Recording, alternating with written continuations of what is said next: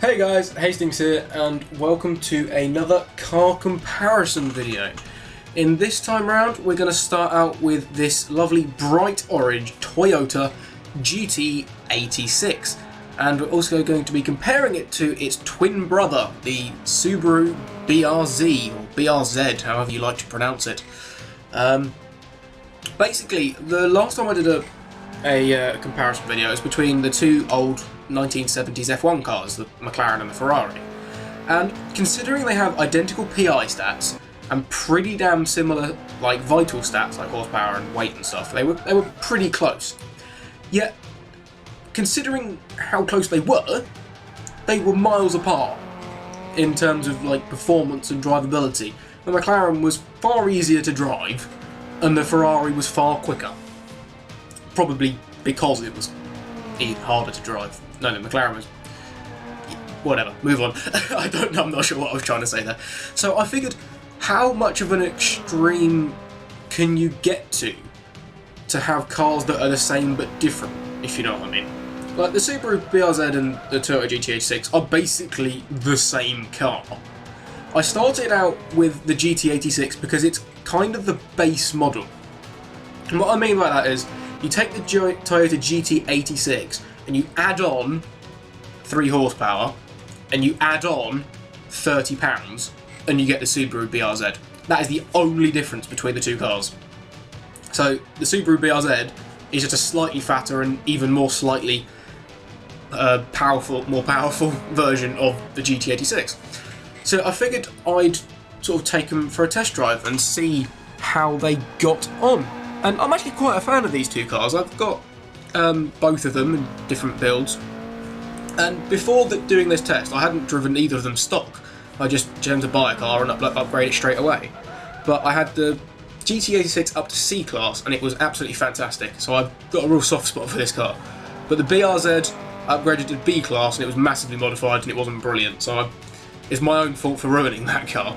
But like standard, they should be identical. I'm taking them to the Top Gear test track, as you can see, in light of recent events, basically. I want to show my support for Top Gear, the franchise, in light of what has happened. I don't want to dwell on it too much. You've probably seen tons of other people talking about it. And as I get the second to last corner wrong, it wouldn't be a Top Gear test track day without someone getting the second to last corner wrong. Everyone does that. But yeah, I basically have a minority view by the seams of things. I'm sad of the way that the relationship between Jezza and Top Gear has ended, but it had to move on one day. I mean, I'm not particularly old enough to remember it in its early days, but I still remember watching it with the likes of Vicky Butler-Henderson and Tiffany Dell alongside Jezza. So although there are the camaraderie in that between those three, I'm kind of happy that it can now move on to another chapter. Because, to be honest, the last few years, it's kind of really taken away from the car aspect of the show. I guess it's trying to be more entertaining, but it kind of isn't for me. I'm a real pure petrol head, and I want to watch the car show about the cars. And like sometimes it's just they're doing a 3 cheap car testing or whatever, and they end up just blowing up the cars or whatever just for the sake of it. And it's like, I get that that's supposed to be entertaining, but it's just not. Anyway, yeah, I said I didn't really want to dwell on it, and I kind of did a little bit. So I'll move on from that and just move on to the cars, I guess. There's kind of not much I could really have said initially when driving this car, which is why I've done it in a sort of this fashion, where I'm talking about it after I've already driven it. Because I've really wanted to compare it, so if I talked about it before I'd driven the other one, I wouldn't know how to compare it. And basically, in comparison to its sort of more fatter, more powerful brother, even though they've got identical PI, well done Forza. Anyway, I'm digressing a lot in this video. Yeah, it was quite oversteery, this car. I could really feel the back end kicking out. And, but at the same time, it was kind of, it was good. It was a good oversteer, it was a good kick.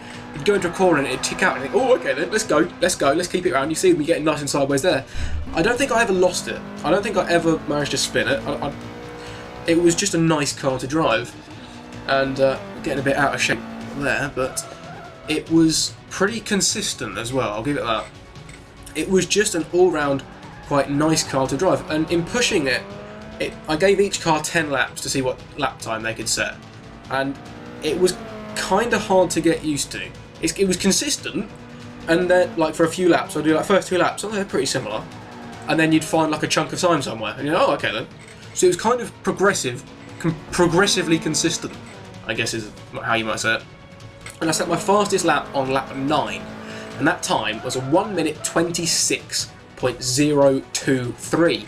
I'm being nice and specific today for a very good reason. So I've said pretty much everything that I wanted to about this car, and a little bit of my thoughts on Top Gear as well. Not too much in depth, but brief overview. Leave your thoughts in the comment down below as well if you want to, because I'd be interested to hear what other people think. I'm aware that not everyone's going to agree with me. And yes, I need to stop digressing. I'm going to move on to the Subaru BRZ, so I'll catch up with you very shortly. So now we move on to the Subaru, and it's quite a lot to say about this. I'll try not to digress as much as I did when talking about the Toyota, but there are a few key points that I want to make about this car. First off, it's a great shot for me to start with, is the way the car looks. You're probably going to sit there and say, it looks identical to the other one, and it kind of does. The only difference is the front bumper, or the grille bit. And you might notice that in comparison to the other one in this episode, you might want to pause it and shoot back and then jump forward again and go, oh yeah, it is slightly different. Or if you've got Forza, you can jump on it and just cycle between the two and go, oh yeah, it is different. And I must say, I prefer the sort of open-mouthed look, as it were, of the Toyota. So that's the first point. That's one in favour of the Toyota. Although saying that, both of these cars have plenty of modifications that you can make on Forza. This is just in the stock configuration comparison. That's quite a mouthful. The next point I want to make is the weight that this car carries. Weirdly, even though it was only £30, when driving it, it felt heavier. You will probably see in these few laps that I don't get quite so sideways quite so often, and I guess it's because the weight sort of hunkers the car down, it just holds it together a bit better. It hasn't got a really light rear end that will wiggle around all over the place. It feels a lot more composed. And that sort of moves me on to the next bit of information to talk about, and that's the extra power the car has. And it was only 3 horsepower, so you don't really notice it. End of story. Also, you'd think, although I didn't really notice it in either of the singular drives, once again, we're going to be putting them head-to-head later on, which gives me more information. That's the one, I don't know why I couldn't think of it. Gives me more information to draw on. And this car was actually noticeably faster accelerating when we putted them head-to-head. And I will show you that footage in a minute, but it's just worth bringing up now. And I can't really understand why. Surely, it's only 3 extra horsepower, but it weighs £30 more. I can't see how that would make such a difference. The only thing that I can really conclude from it is the fact that it's got slightly more power and slightly more weight, that it's got more traction. The weight getting the rear wheels down composed on, like, more grip on the track, so it can, and that's also why I wouldn't have been going so sideways as well.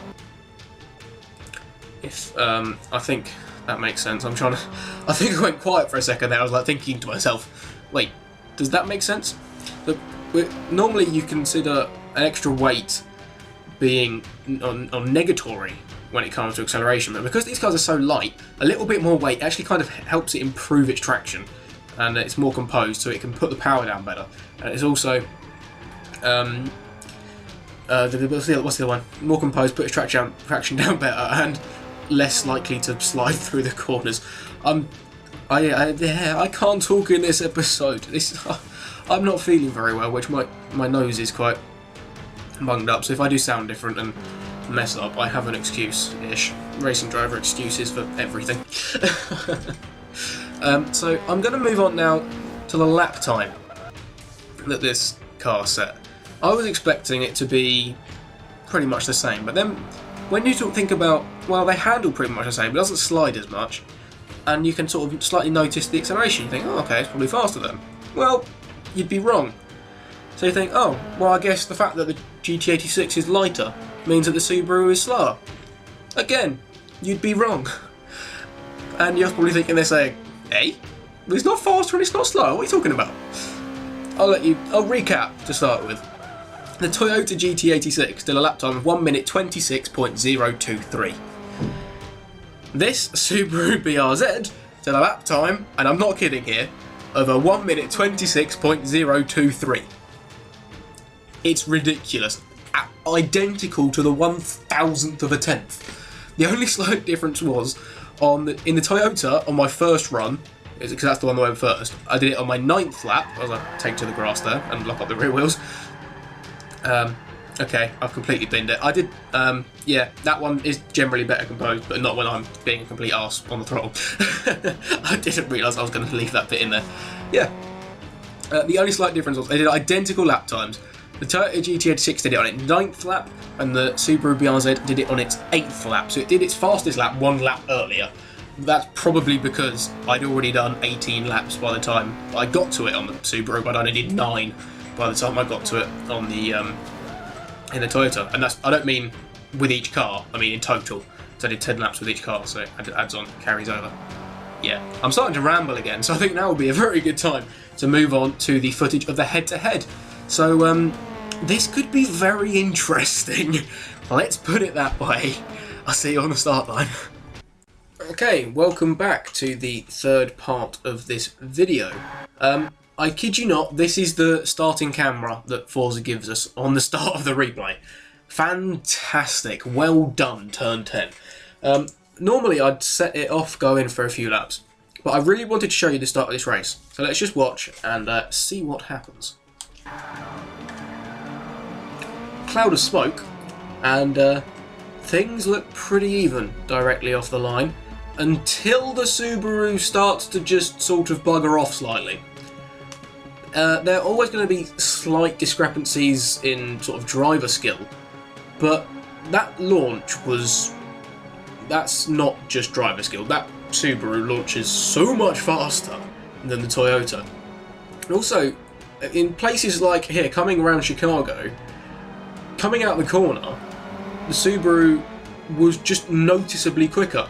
You might be able to tell. I was going to say you might be able to tell through this section, but then it gives you this crappy camera. Yeah, the gap that I've got there, I was driving the Subaru by the way, and was significantly larger. Coming out of Chicago, the Toyota was right on my arse. You get up to the hammerhead, and I've got a gap.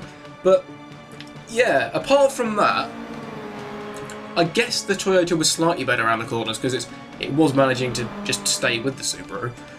So over the course of a lap, whether driven both by me or in a race doing hot laps, or whether it's in a racing scenario, these cars are pretty much identical. So I don't want to ramble on for ages and make this video particularly long, because I think it's already about 12 minutes in total. Haven't quite checked the editing, but yeah, these cars were phenomenally similar. So that just confuses me, because it just shouldn't work like that. The PI system, these cars have got identical PI, different power, different weight, and yet they're exactly the same lap times. I know the differences in weight and power are pretty slim, but then you take that to the Formula 1 cars that I did last time out, where they've got the same PI, different power, the same weight, different torque, and the lap times are 8/10 apart around Long Beach, which is a shorter track, so there was an even bigger margin. I don't understand how Forza works.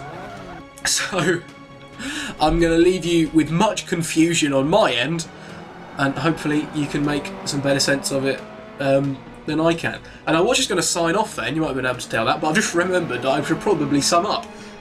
If you want to buy one of these cars and run it as D-Class, these are both, I think it's 398 PI.